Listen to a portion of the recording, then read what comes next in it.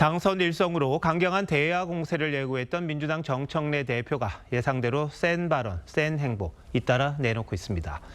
역대 가장 매운맛의 민주당이 될 거란 전망이 나오는 가운데 앞으로의 당정 관계 그리고 야권과의 관계는 어떻게 될지 뉴스더에서 정치부 황정민 기자와 더 전망해 보도록 하겠습니다.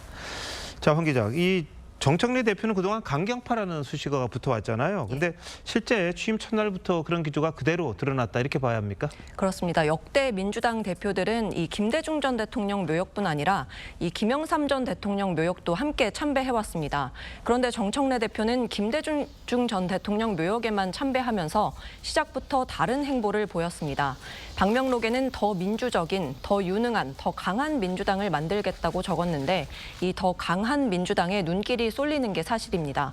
정 대표는 첫 최고위부터 정당 해산 심판 청구를 언급하면서 내란 세력과는 악수하지 않겠다고 했고 각종 개혁을 전광석화처럼 끝내겠다고 하는 등 강경 발언을 쏟아냈습니다.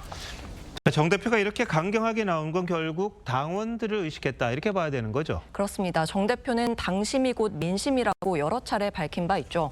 오늘 본회의에서 정 대표가 노란봉투법 대신 이 방송 3법을 최우선 처리하자고 제안한 배경도 이 빠른 개혁을 요구하는 열성 당원들을 의식한 거란 해석이 나옵니다. 이번 전당대회에서 정 대표는 현역 의원들의 입김이 센 이 대의원 득표에서는 졌지만 권리당원들의 압도적 지지를 얻었습니다.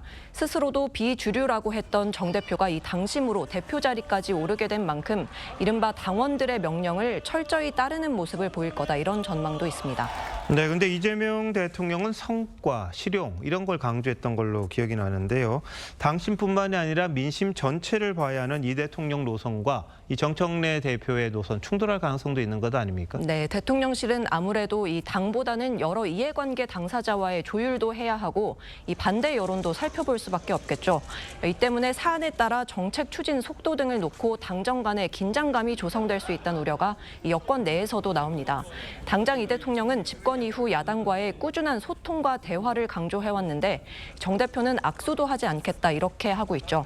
이 정 대표가 거듭 주장하는 국민의힘을 향한 위헌정당 해산 청구 역시 이 대통령은 검토하지 않고 있는 걸로 알려졌습니다.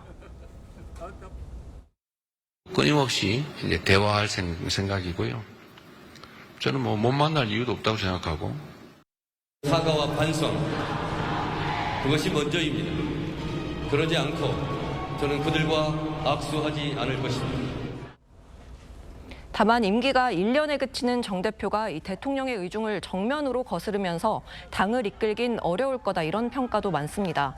이 때문에 당은 당원들의 가려운 곳을 긁어주는 배드캅, 이 배드캅 역할을 대통령은 또 중도층 민심까지 아우르는 이른바 국합 역할을 맡는 방식으로 일종의 역할 분담을 할 거다 이런 전망도 있습니다. 네, 뭐 당심과 민심 괴리 어떻게 조율하느냐 이게 여당 입장에서는 상당히 중요한 일이긴 한데 당심을 얻고 당권을 잡았잖아요. 정 대표가 어떻게 할지는 좀 지켜봐야겠군요. 황 기자 잘 들었습니다.